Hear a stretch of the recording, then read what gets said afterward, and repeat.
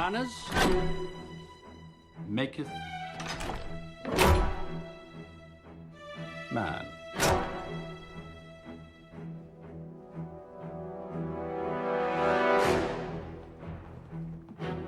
Do you know what that means? Then let me teach you a lesson.